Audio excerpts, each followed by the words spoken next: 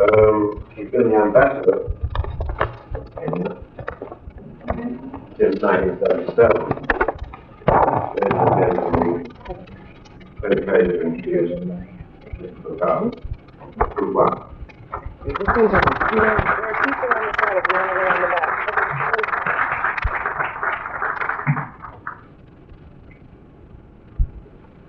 Ladies and gentlemen, of all the apologies I got to make, I don't think I'll make that apology for later.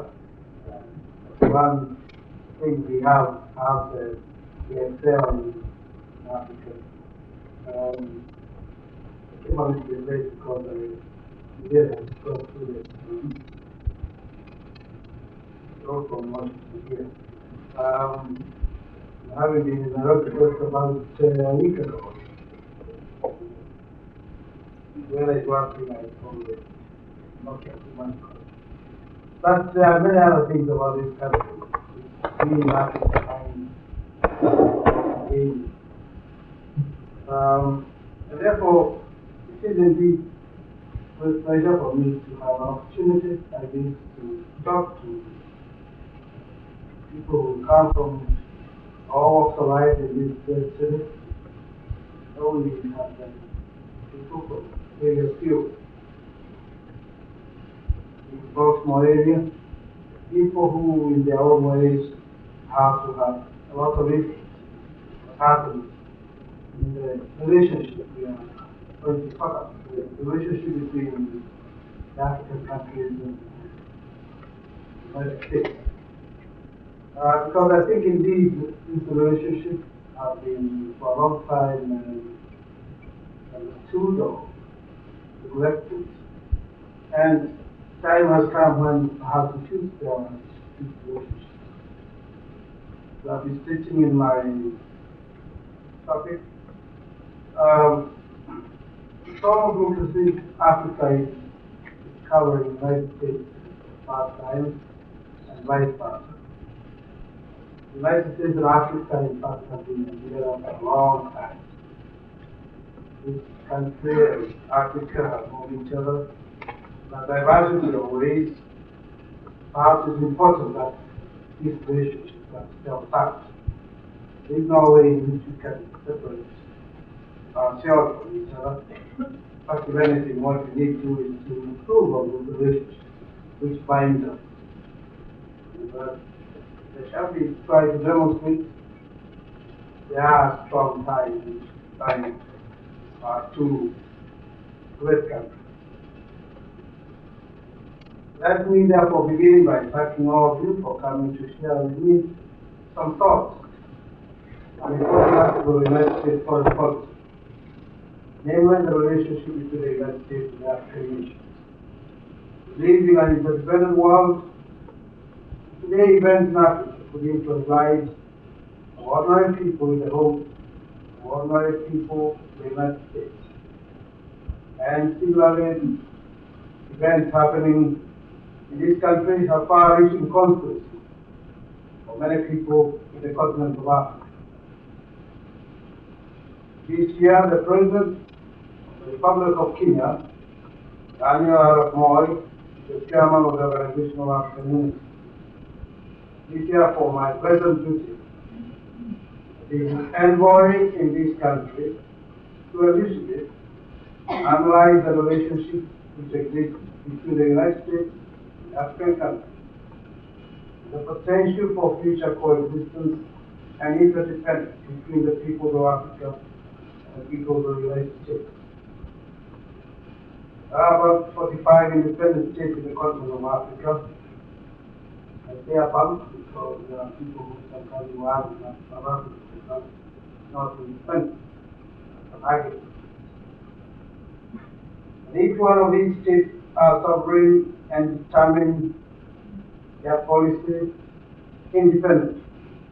One cannot therefore speak of Africa as a single country, a grouping of different states with differences in economic, cultural, and social philosophies, which are sometimes quite pronounced.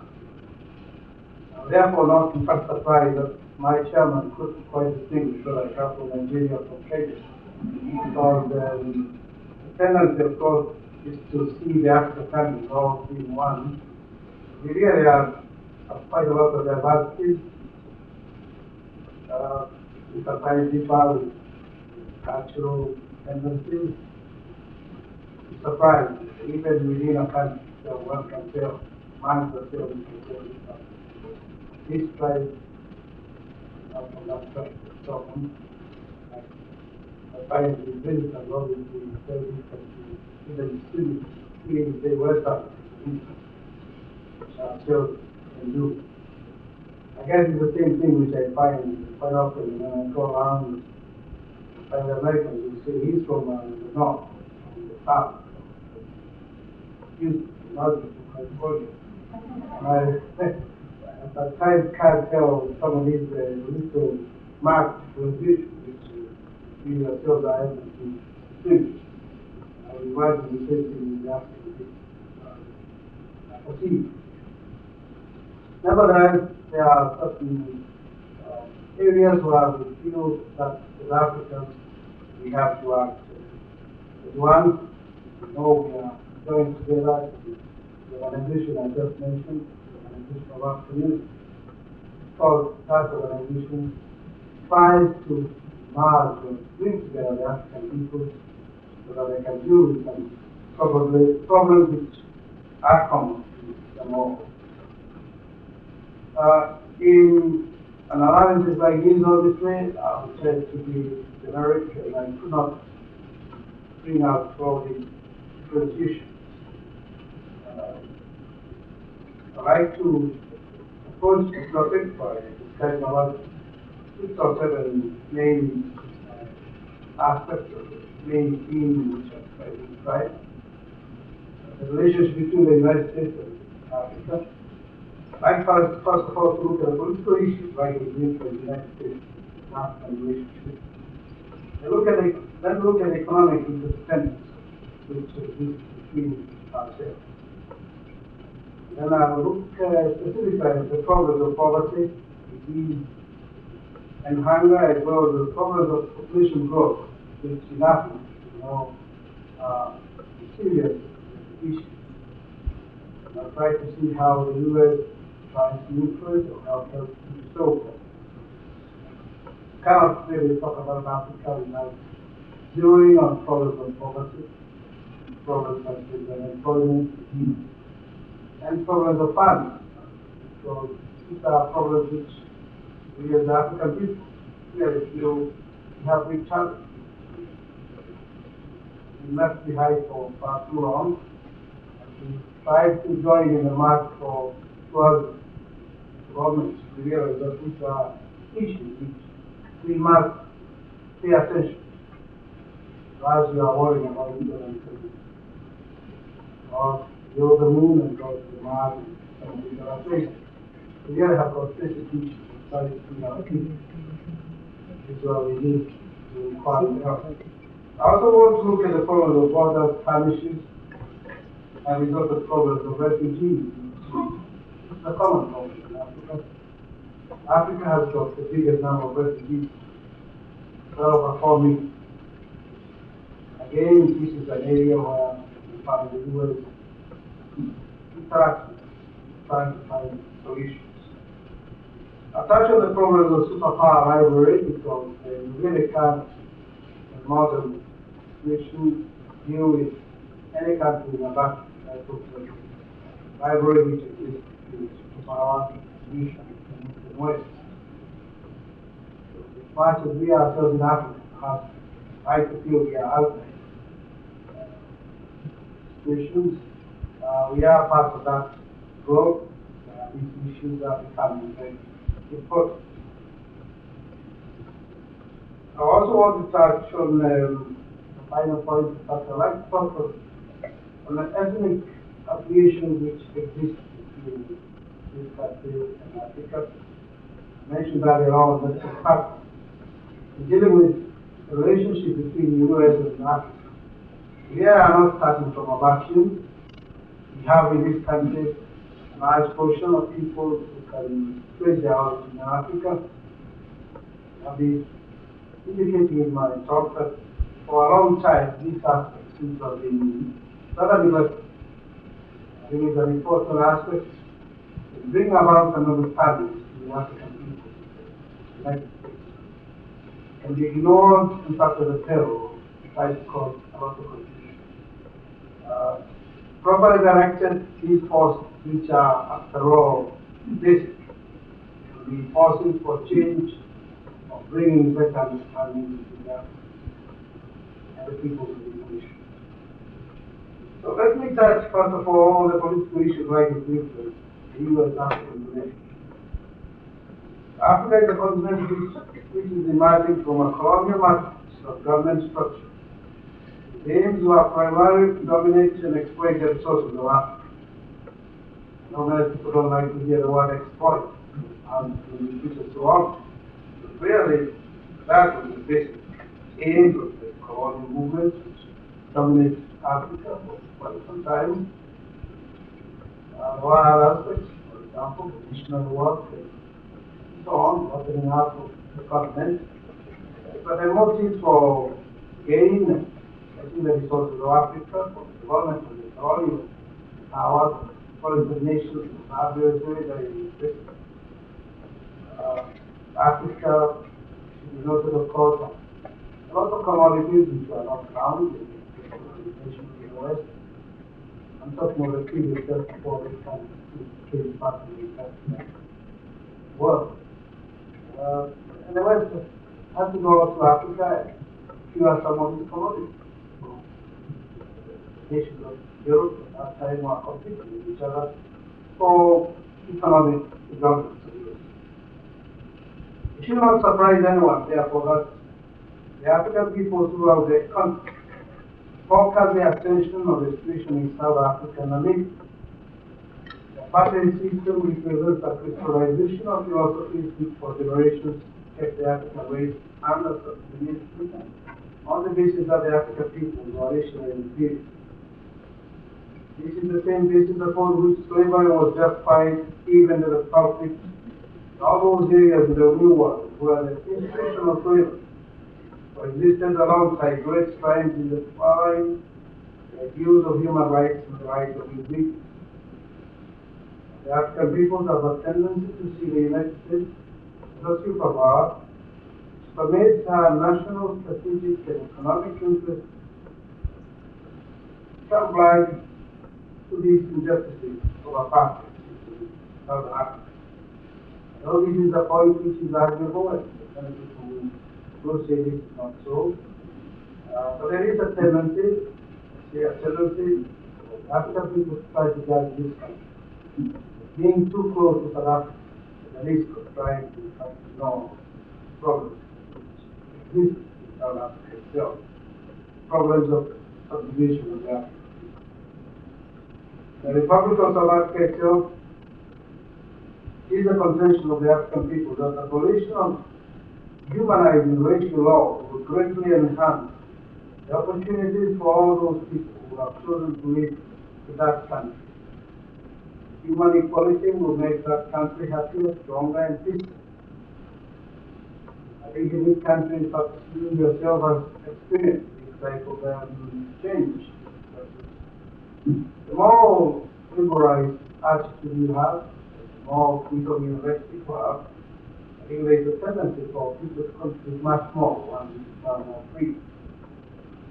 We in Kenya went through similar experiences. You know the history of Kenya, because Kenya had similar laws to those of South Africa. We had an entrenched ruling class from Europe, people who are farmers or business, that were protected by rich laws which allowed them certain privileges which were denied by other people. We found because of that, in fact, the country did not develop properly. It's developing some kind of an amount of inequality.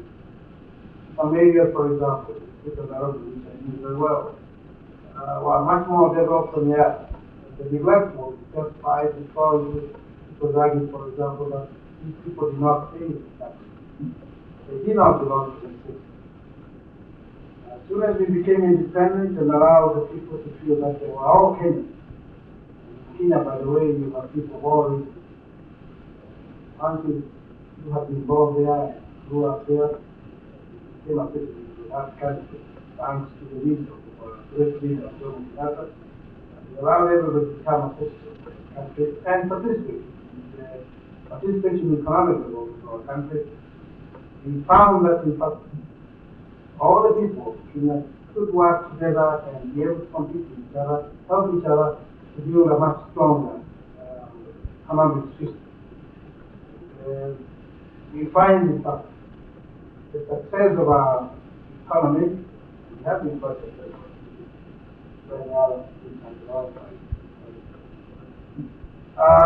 has been mostly not because perhaps we have any meaningful commodities to talk about, because we don't have oil, we don't have meaningful type of to talk about, but in the people.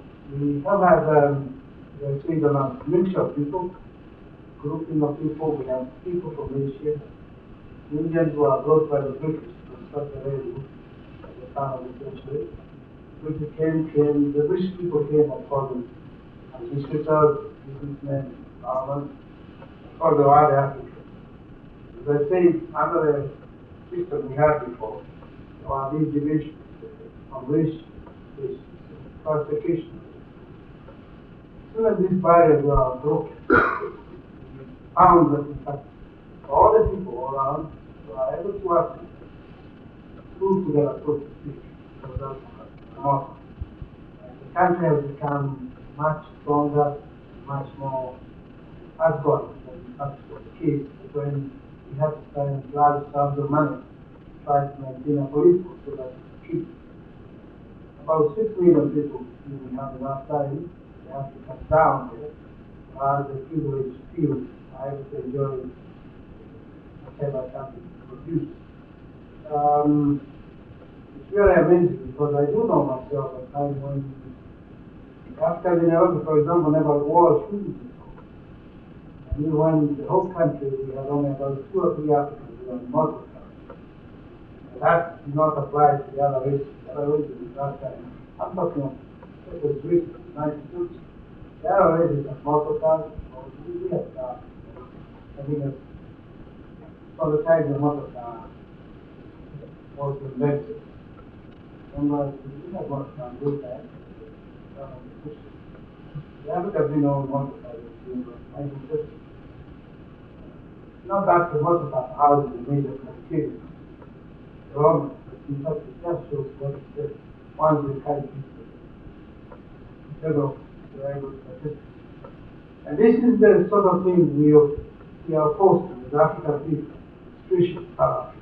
We think, in fact, that system has all the South African people worried because you have to maintain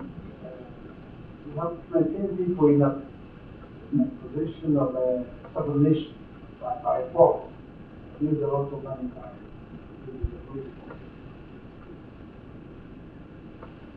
We understand, of course, there are measures by the U.S. government try to address the situation around there.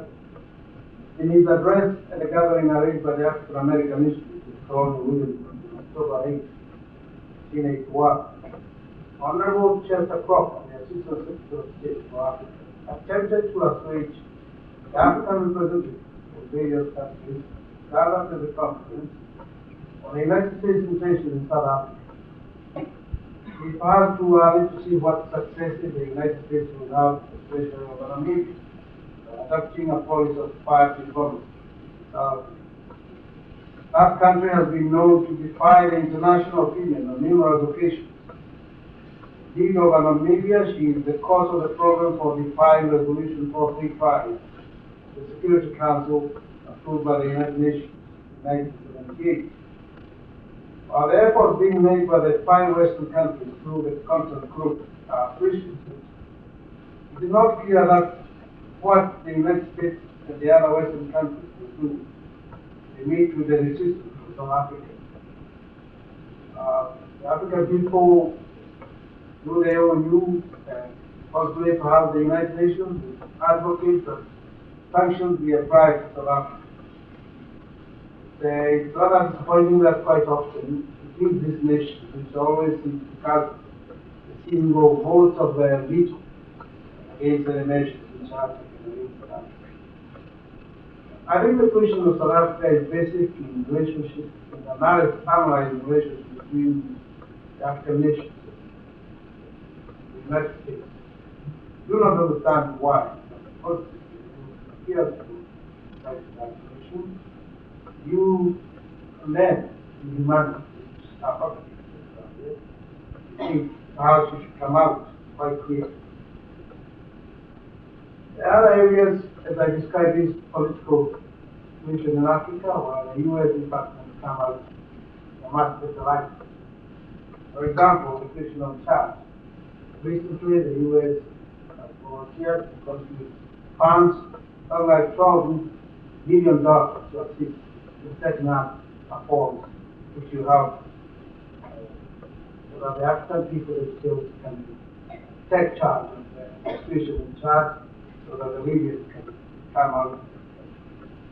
We hope this is the type of overture the U.S. will continue to support.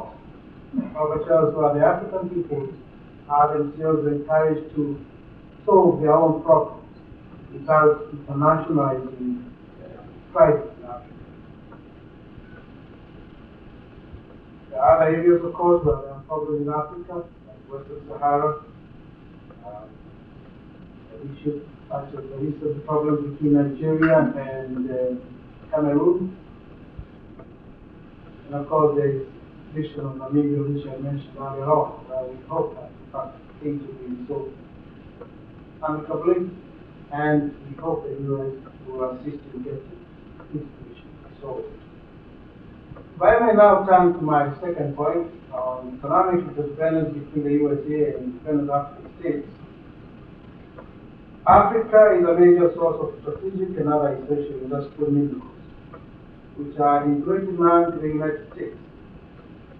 These include oil, copper, uranium, zinc, cobalt, chrome, diamonds, gold, tungsten, manganese, and mica, to put just a few. There are at least 60 minerals which are essential for the U.S. industrial predominantly produced from Africa. Similarly, Africa is a major producer of tropical commodities needed by the U.S., including coffee, tea, cocoa, sugar, and rubber. In the first half of 1981 alone, the sub-Saharan African countries imported goods worth $3.2 billion, including technology and equipment. 1980, the exports to Africa from the United States totaled $5.25 billion, while the United States imported goods worth $18.1 billion. The large portion of this imbalance of trade in several African countries being accounted for by the large imports of oil, especially from Nigeria. Africa is in great need of United States technology and skills. The United States still remains an important contributor of foreign assistance to several African countries, both in the form of PFOA, Food for Peace, as well as general economic assistance programs, and more recently, balance of payment support for some of the countries with balance of payment programs. The United States, through its support of the World Bank, IMF, and the UN specialized agencies, impacts indirectly on the development of the African countries. Thus, in discussing the United States-African relationship, especially in areas of future economic interdependence, it must be appreciated that we are not dealing with a battle. Also, the African states seek and appreciate relations with the United States. What needs to be done is to strengthen those ties, which already exist, with some of the nations, and also mend the fences in those instances where these relations are strained. I don't think at the moment I need to mention any of the countries where these relations are strained. More important, the African government, alongside several other third world countries, would like to see trade and commercial relations established on a more equitable basis. The old traditional forms of international trade where from the third world countries were reduced to the position of producers of cheap raw materials, industrialized waste, are being called questions, are seriously challenged through an emerging new economic philosophy.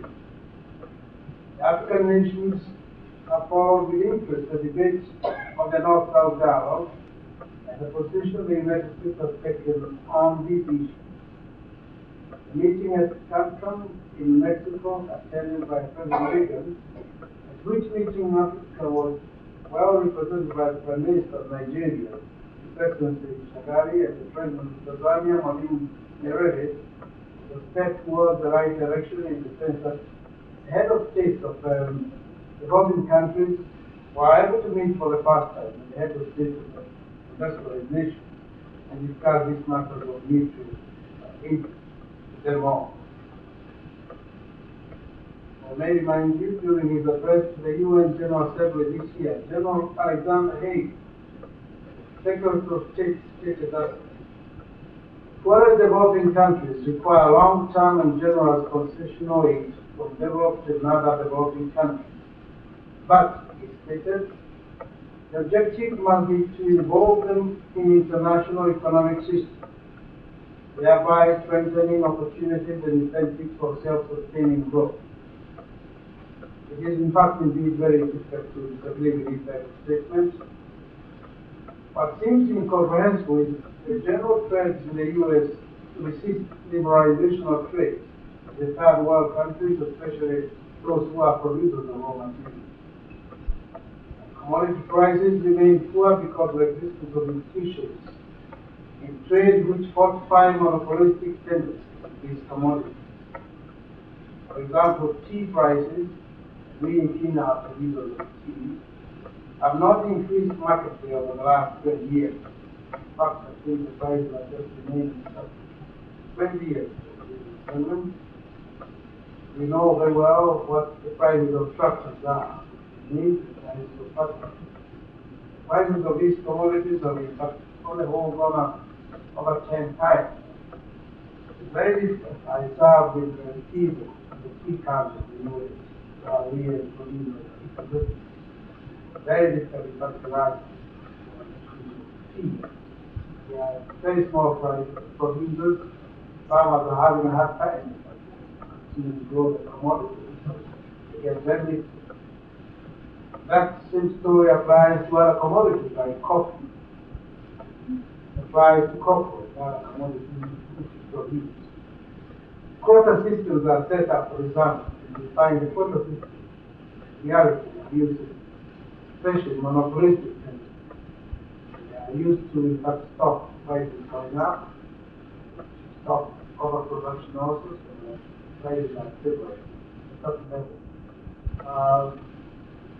We ourselves think there should be a change in the terms of trade so that these countries, which after all want relationships, want to continue to grow these commodities and premiums, we don't have to say that it just cannot grow anymore and they are managed production.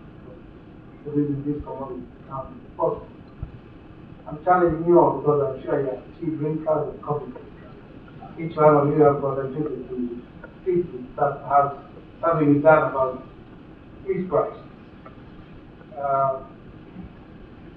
Most of the countries in Africa, for example, don't want to resort to option kind of organization where they want to force price. I think it's much better to negotiate, much better to argue for better prices. Yet, in fact, some of these arguments have come to naught, so we find we have a deaf ear. So, if I may say so, I think the U.S. still has tendencies for protectionist policies. They are literally, in fact, trying to sell anything. There are quotas again, pythons, for example, new thoughts and restrictions. That applies to many other things. I think freedom has to be addressing not only nations but ourselves as a big nation.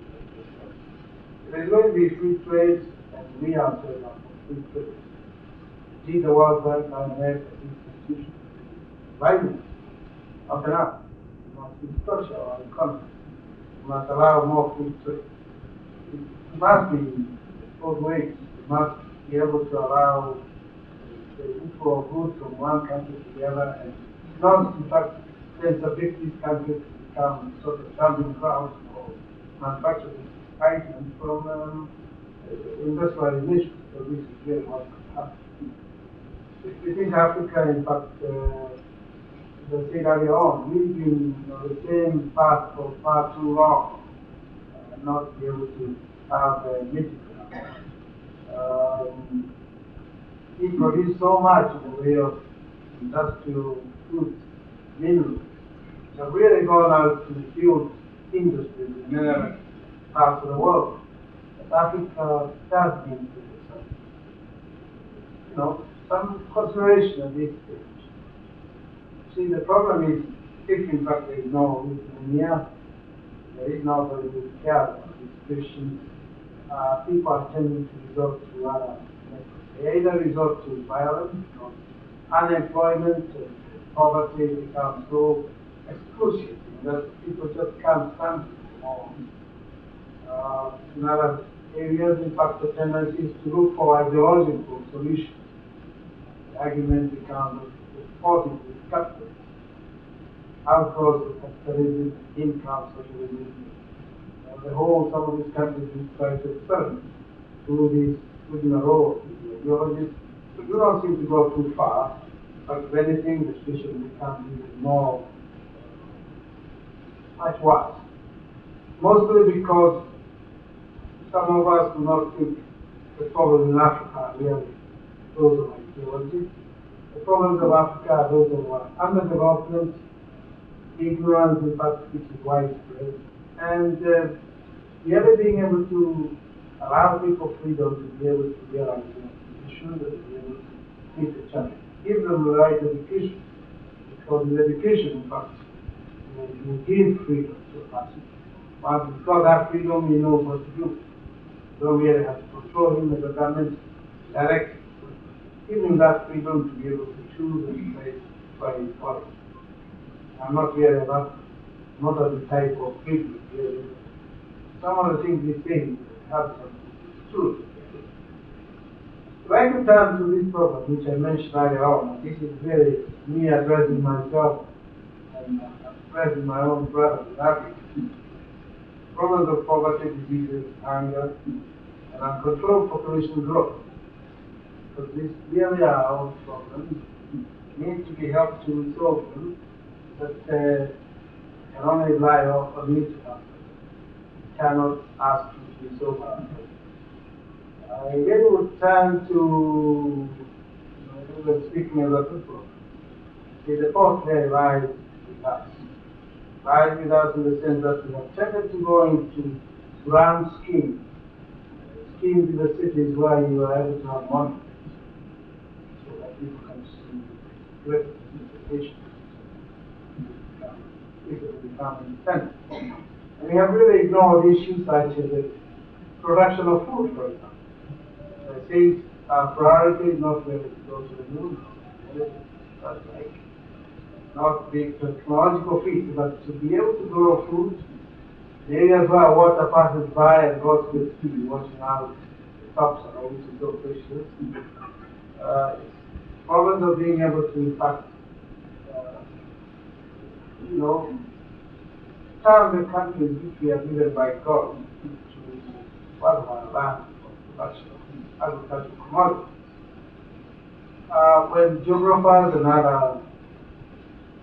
academics try to describe Africa, they refer to rural Africa as a country with very poor soil, poor climate, diseases, and therefore we really cannot produce anything. That's why it's poor. I say this is a local nonsense because Africa, as I said earlier on, is a major producer of some very important agricultural commodities. Coffee, for example. Angola produces Here they have the coffee produced by Brazil, Kenya is a big producer, so is Ivory Coast. Ethiopia produces quite a lot of coffee. Produce a lot of tea. You should see the tea which is in Kenya. In fact, whenever you capture one of the sites which is a map, just take a ride 15 minutes up country towards the Muru and the Rift Valley, and you see the tea. That's it. Zero sites. Yet, when it comes to production of food, many African countries do not seem to be able to move out. Not that the soils are not good, because the soil which produces coffee is just the same soil which produces tea, produces maize or corn. But the same soil will grow very beautiful wheat. It's the emphasis which people given to production technology, techniques. The emphasis, in fact, the colonial system also gives production methods, because the production for tea and coffee was given prior to production for food. I am not trying to sort of blame everything on the colonial system. It's been about 20 years for most of us. You can't always be looking back and saying the fourth lies elsewhere. Shakespeare saying, the fourth lies in the not stars. Lies with us and not in our stars. It's really our fault that some of these things have not been able to deal with. For example, governments in many parts of Africa try to continue to control prices. They issue prices for commodities, therefore they keep the prices low so that they try to avoid trouble in the cities. Therefore, the farmers in the moment go to grow it, rather go into the street of Nairobi and hawk, tell whatever the farmers are growing, rather than try to grow it. I don't want to be a fool to try to go through that drudgery growing commodities.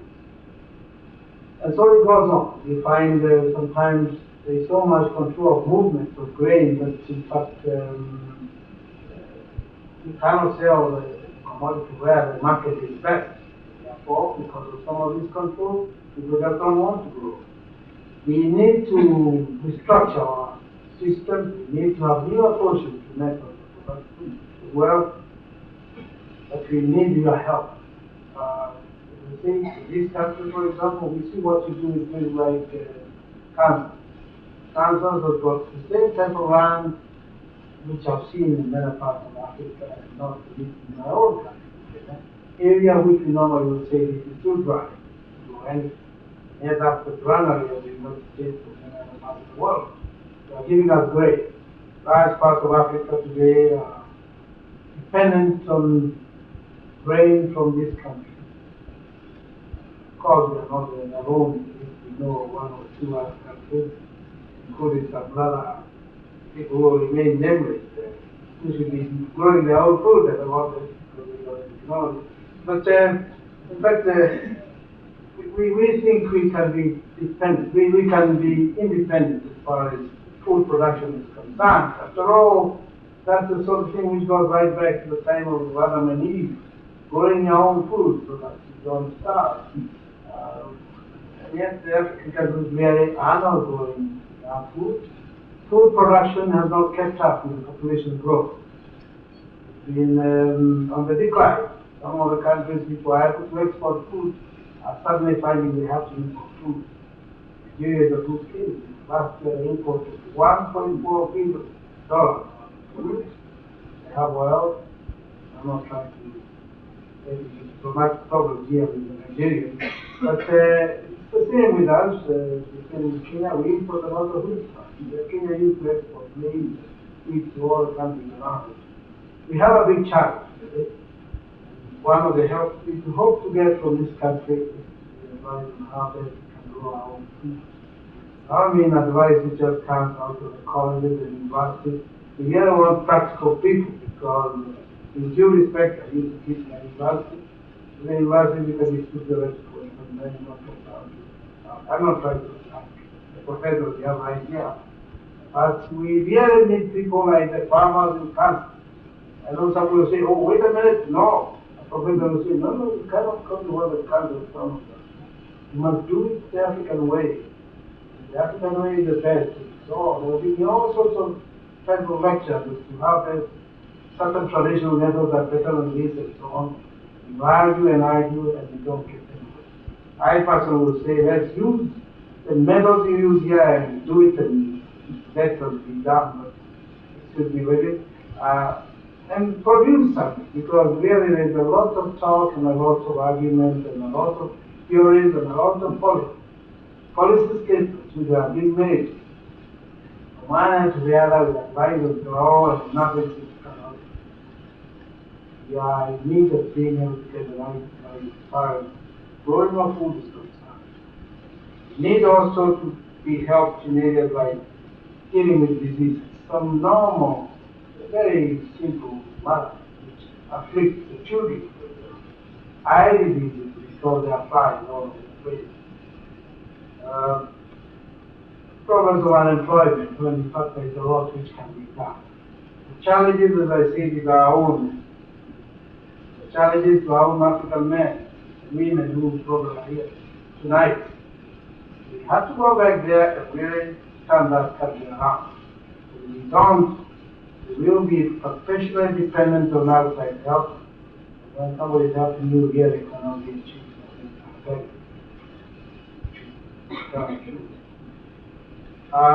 The U.S. has more than any other country. As I said, those other countries one could have to are also begging for food for use. Together not in provide the people who are best producers. The best producer of food in the world is the U.S. farmer. 2% of this country's population produces food and feeds the rest of the world. In fact, we are doing, trying to, as I dealt with PL4, food for peace, for peace. Try to trace where the grains come from and where it goes. I found we are going for the Midwest goes right around the globe. They go all the way to Europe, sometimes see some of the Europeans out there, they keep going up.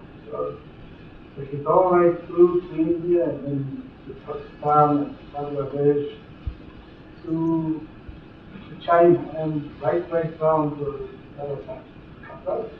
The grain companies like Continental Grain, all they are big, they are international, multinational corporations in their own right because of pushing the grain from one end to the other. We need this type of knowledge, how you can produce enough. I think it's too much advice, I think. And this would be, I think we better get the machinery out there and grow the stuff. I personally believe in quite a bit of mechanization, and judge from what I'm saying. I'm not a believer in the school of thought which is never mechanize. Terrible for you. When Kenya was growing its grain and supporting the population, some is a short. Because produce the other way around. You get the people from the bush and just train them and they are going to grow enough and they'll be alright. Since that advice started coming, we are having people starving. And really, we do have people starving in Africa. I don't know whether you know, maybe joke. These are very serious affairs. People do starve. Children fall in the streets. You see this on the television. I think it's a big shame for Africa. We can come and talk about South Africa and then other problems all around. We have to look at those problems which really affect us. Perhaps I'm wasting my words because you are the people who should be addressed. They should be talking to a meeting of African organizations where this issue must be talked about.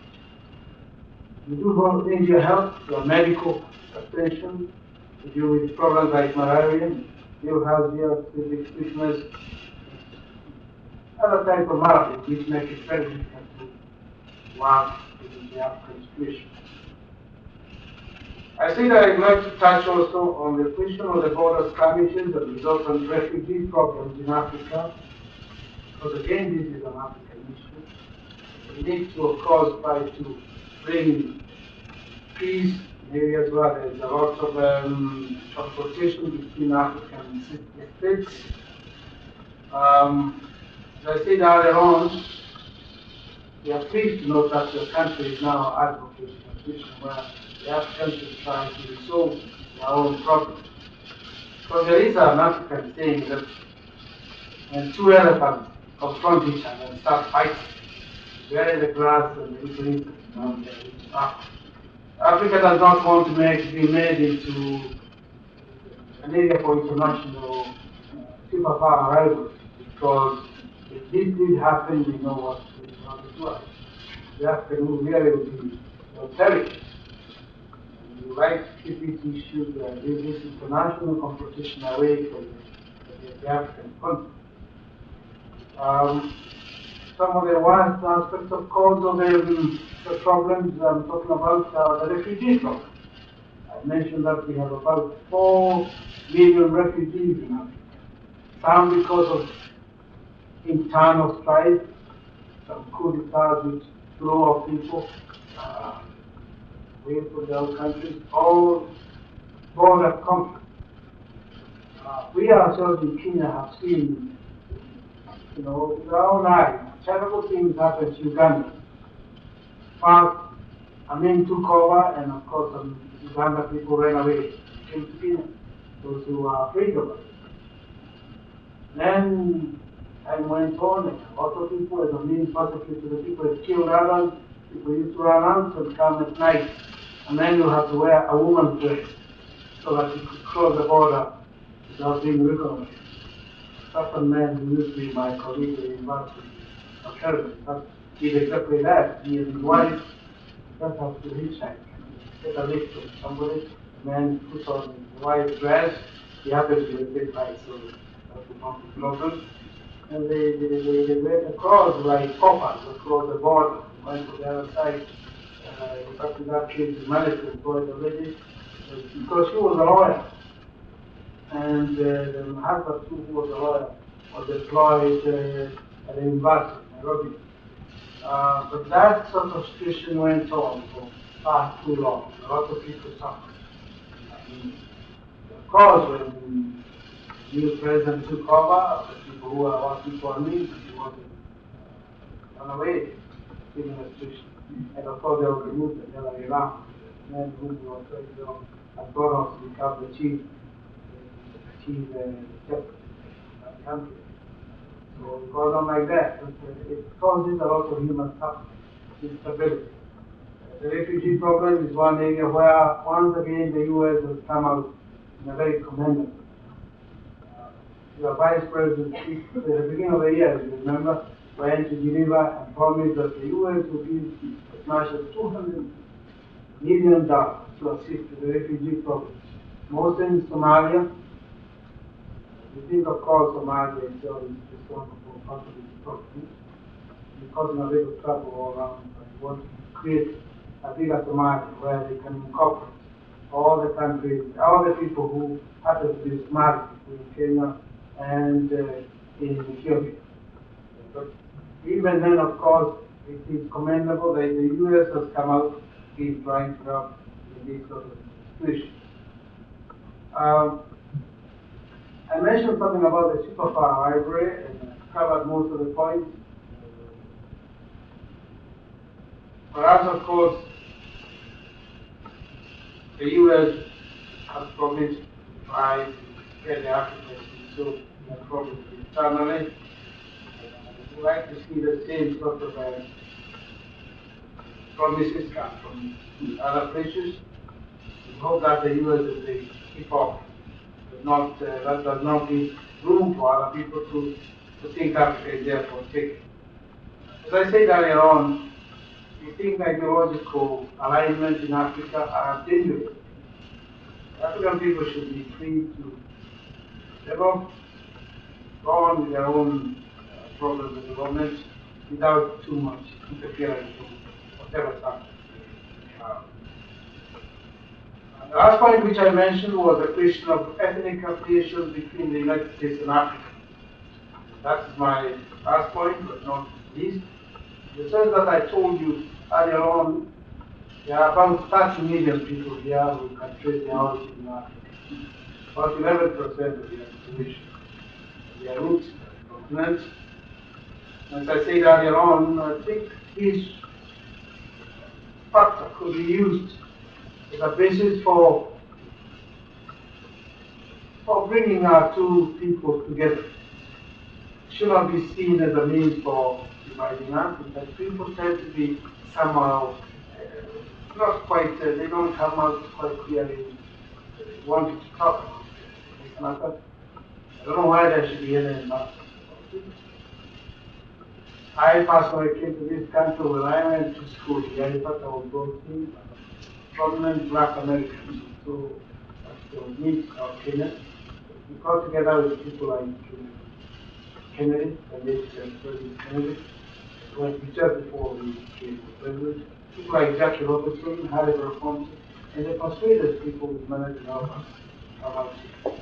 I think this can be used as a means of bringing our people together.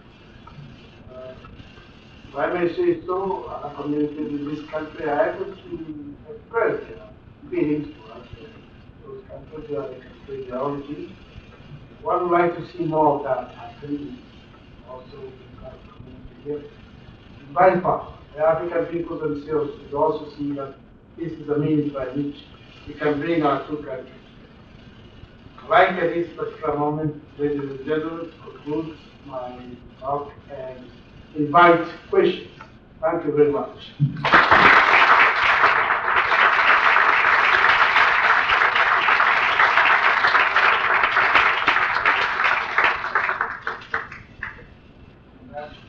I understand that President Mbogua did this in the United States in 1980.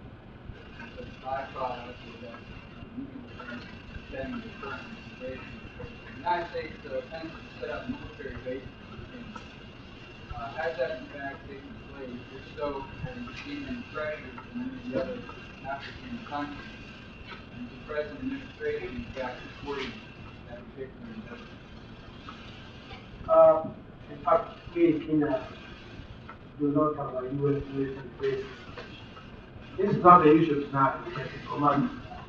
It's true, there is no American base in Kenya.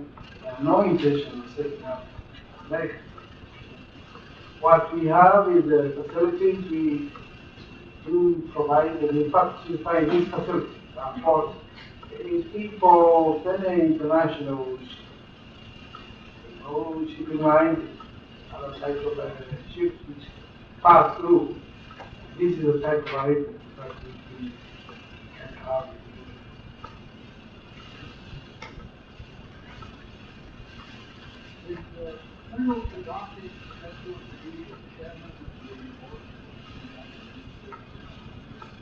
That's my. So what is that?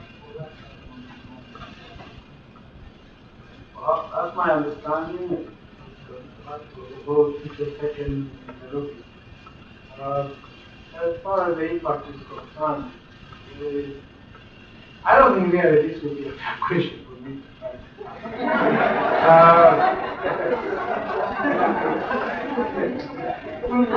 to put it this way, the African people, when the issue came up in Nairobi, volunteers were asked who would want to host a conference. You know, that all I said was and nobody else offered to host it. Whoever offered it, had it. And this is a democratic organization, and they are members, are all equal members.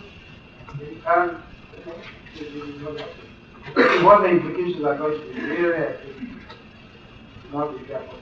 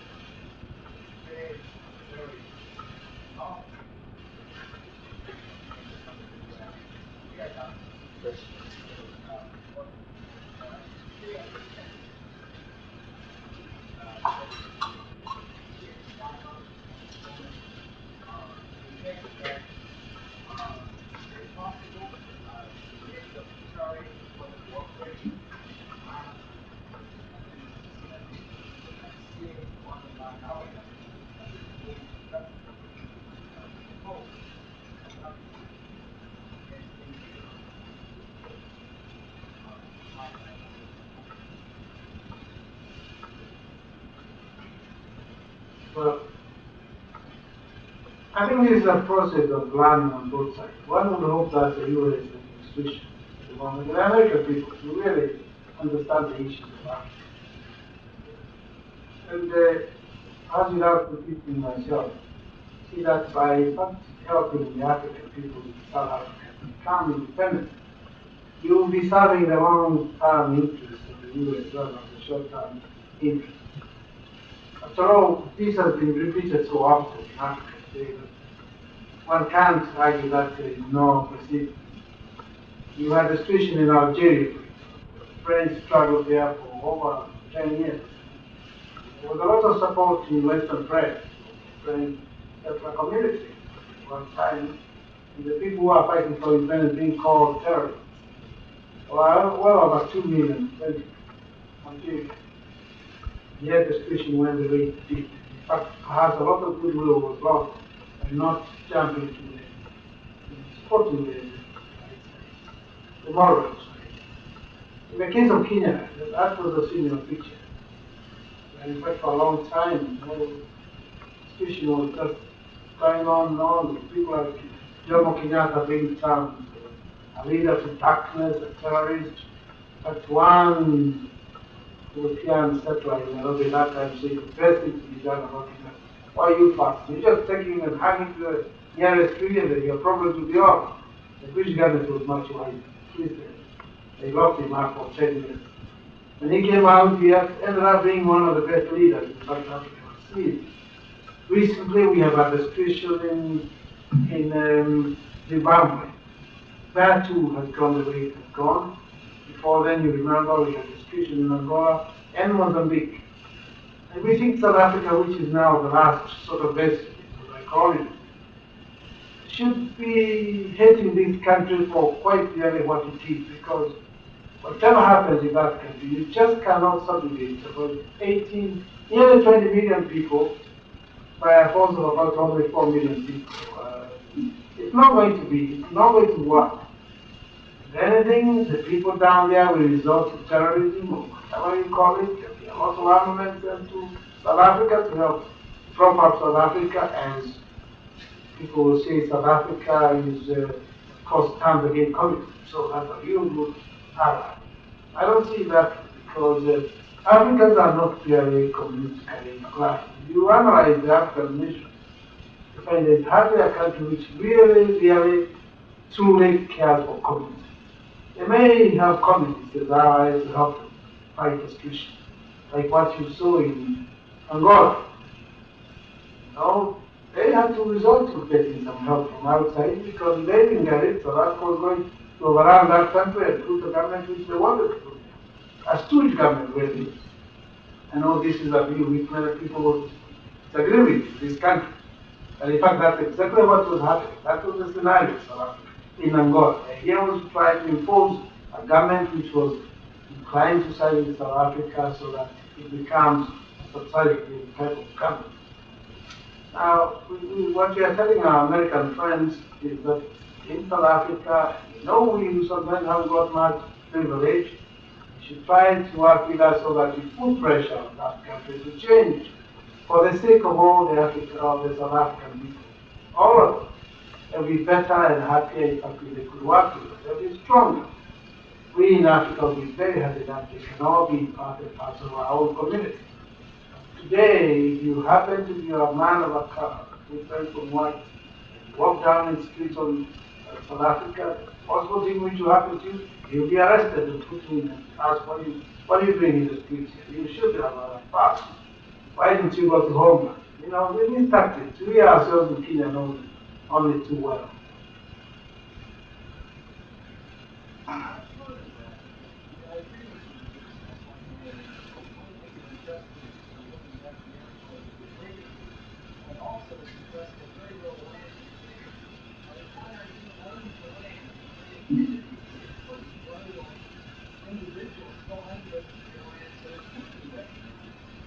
In Africa or in Somalia? Most of the African countries which are even now, the land really belongs to the people. I think probably some of our,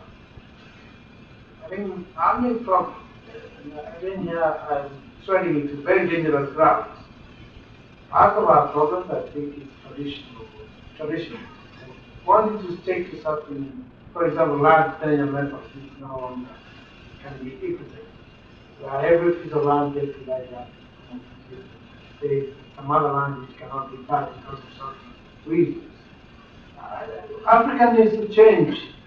We are sometimes ourselves afraid of change. And unless you change, I have a lot of respect for some of fathers who decided to brave this big ocean. They looked and they saw it, they decided to. I know some of them landed right here. You know, it's you know, that requires somebody with guts. You really face the situation where you're going to be asked, you must be crazy. Where do you think you're going? And you just go on. See, the Africans are not come to a stage where they really want to grapple with some of these changes. I personally believe that unless we grapple with some of these changes, we really are not going to be able to make it.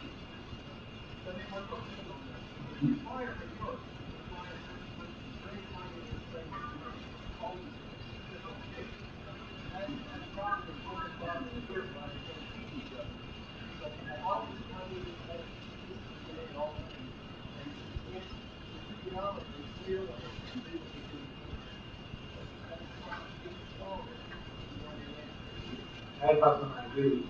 Many people don't agree. As a matter of fact, that's a big debate. We need to put all the economists together and ask them to discuss that issue. Because they'll disagree with you. They'll tell you, no. You must have this little piece of land so that you have equity and you give everybody a piece and he's happy and you equalize because there is no employment and so on. The economists are great for talking that language. I'm afraid part of our problem is the type of thinking and philosophy is wrong. Their approach to land issues. This part, we made reference to the monopolistic practice influence the price of commodities. Could you elaborate on that a little bit? Are you referring to activities by multinational corporations?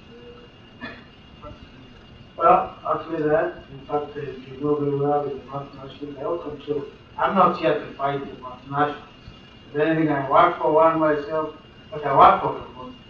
The experience was a very good one because I learned how this company can function. They are doing a very useful job working.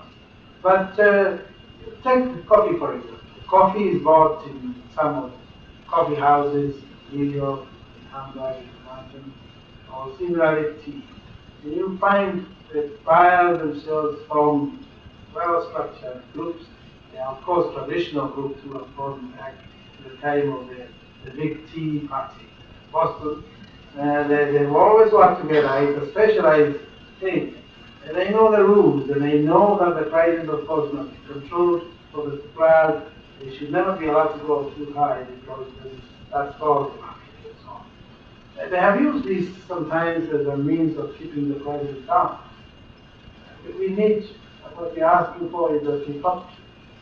There should be, it's very difficult to call false prices when the commodity can be available for all of us who are competing with each other.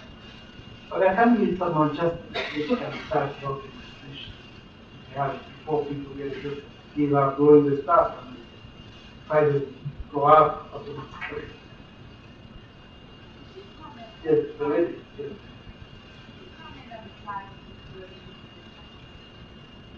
Very the last side, comment that recommendation, one to what extent this person I don't know what side you're on. I think, these are very difficult issues. If you mechanize somebody who has the master, you know, to keep the cattle, to keep them and roam around in the wild, free as they are. Good. That's a bad thing. Look at that beauty and so on. But you see, on the other hand, people similarly placed like the Maasai in Cuba. There are quite a few other tribes in some parts of Africa. But they have time to maintain the traditions. In fact, there is an encroachment gradually by some other tribes who, in fact, destroy their rigidity in customs. You find situations like that, those tribes suffer and they are on the decline. I personally so try to educate them aside, give them tools that other people have. Education is a major tool. Let them, if they want to maintain some, remnants of their culture and have it so that one day, or each weekend, they can go and just on the ground. It can be nice. I think there is a big, this is again another debate, just like agriculture. Because the anthropologists and the sociologists have come out and seen the futures of the way the Maasai live. Now, the Maasai in Kenya, if I could tell you, are really an accident of history in Kenya. What the British did, they moved to the Maasai country in the Rift Valley and moved the Maasai forces. I know we have one or two British people around, don't try to attack them, but I'm trying to give, just a little bit of history. There was a governor called George Eliot. He came from Turkey, and I don't know whether the Turkish share which government. But he was ready for moving out the Maasai. He looked at them and he said they were no use to anybody. All they did was roaming around with their cattle and did do nothing. Move them. And the Maasai were forcibly moved. Children, women, and their cattle. Some group was put in near Nairobi at this mountain, Gong Hills. The other group, the tribe was split. Another group was put in Laikipia. And those areas where the Maasai were considered prohibited district. You could not go to the Maasai country without a pass. If you are a hunter, if you wanted to go hunt wild game, you had to get a pass to go to the Maasai country. Now, you see, one will argue the Maasai are so beautiful, look, these people don't want this custom, they are not spoiled. It's not really the Maasai want to be like that. It's the historical situation in which the Maasai found themselves. The British put them out there, and because perhaps their land has gone, that's number wanted them to keep on talking about the land which they have left. And the Maasai have been left like that. In fact, like a museum piece for a long, long time. We may have a Maasai person here. I'd like to see whether he objects. This has been actually the situation. If you check the Kikuyu, on the other hand, I happen to be a member of the Kikuyu tribe, so how I can talk about my own tribe. We were completely tribalized. The British came, took the land, but also put us to work in the plantations. And people out there, you had cousins in Nairobi, and you went to work in Eldoret, 300 miles away, and you never came back again, you forgot your cousin. You were forced to do things you never actually ever cared for. Of course, you became a Christian, and in the process, you also got a material of education. That was not so good, but made you a bit prepared for modern life. And that's how Nairobi was built, by those type of people, the tribalized type who moved to the city, caused a lot of nuisance, rioted, of course. Twice there were big riots in Nairobi, about 1921 and 1921. But even then, despite all that, you had some kind of progress. So when people argue about the Maasai, the anthropologists will be writing books about the Maasai, saying how terrible it is to interfere with the Maasai, don't go cultivate the land, do this or that. I think they are really crying for a kind of a culture which cannot be maintained for too long. You either have to help the people so that they develop, or you leave them like that and try to hope that they are going to live in that type of life. They are only interesting for tourism, take photographs and so on.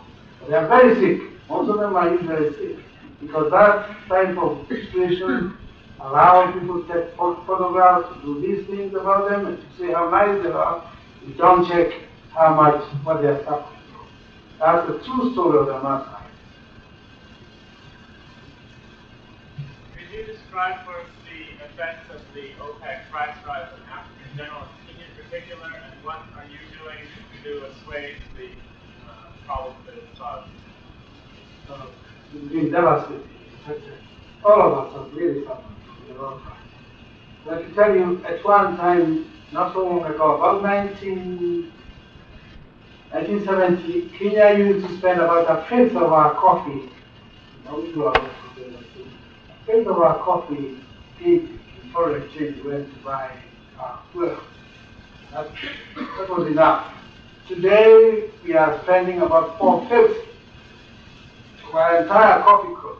Whatever we sell, 4/5 of the entire coffee crop goes into buying food, energy. So you are left with a little you get from tea, a little you get from tourism, of course, with the help of the master and so on. You know, really that is what it is. It is very serious. The situation is so bad that a lot of our countries in Africa are really just going to go under. Unless they get help in an international situation, they really cannot, they will not be able to survive. Lately, in America, we have rediscovered our small business community and its importance to the national well-being and the creation of jobs in our country. Can you comment on whether the development of small-scale enterprises is seen as a critical element in Kenya, and what kinds of programs have been developed to address it? Well, I'm afraid we are just starting. I'm not yet to come and go to say we should see it. I spent a lot of my time in Nairobi City Council trying to persuade the city of Nairobi to have the hawkers, the street hawkers, the street vendors. Because the custom was when I joined the city council way back about 90s.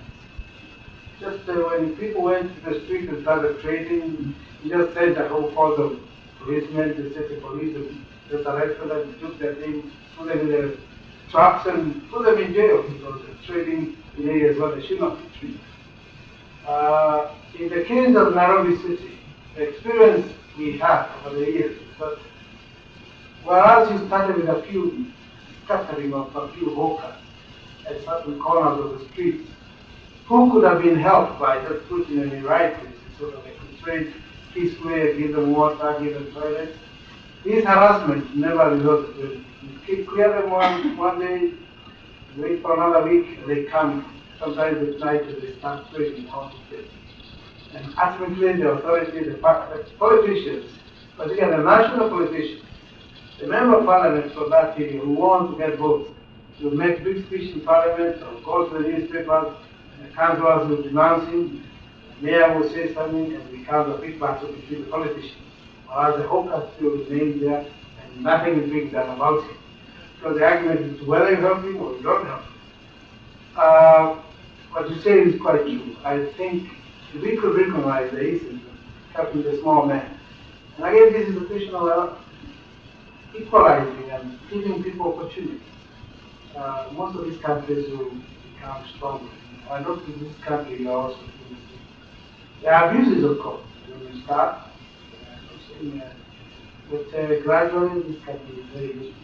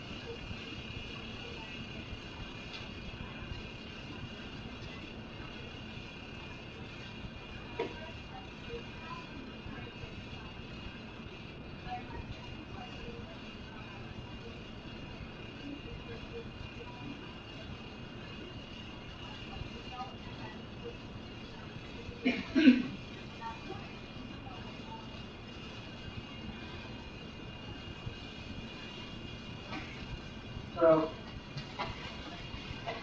I think that to be carried around that one will tend to blame most of the problem now because one has to also look at the positive side. If the colonial government came to this country, really, wow, put new roads, put schools, apply to prepare people so that they can run better European roads and so on. It still brought about public development. I think where we have reached now in our future development is the African now take over what has been achieved in our development and achieve much more. In some cases, I'm afraid there has been going on rather than going up.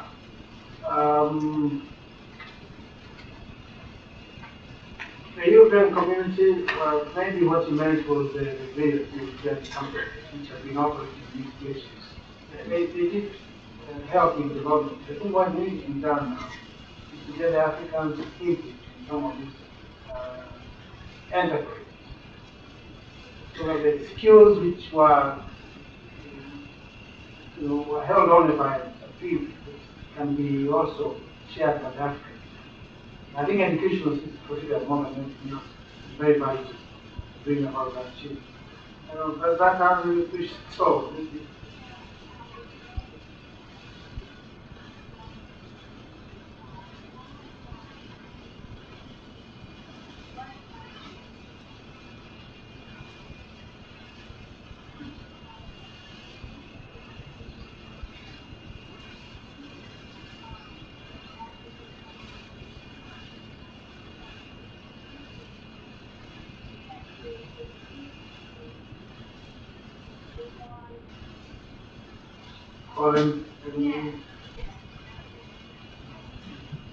I get your question.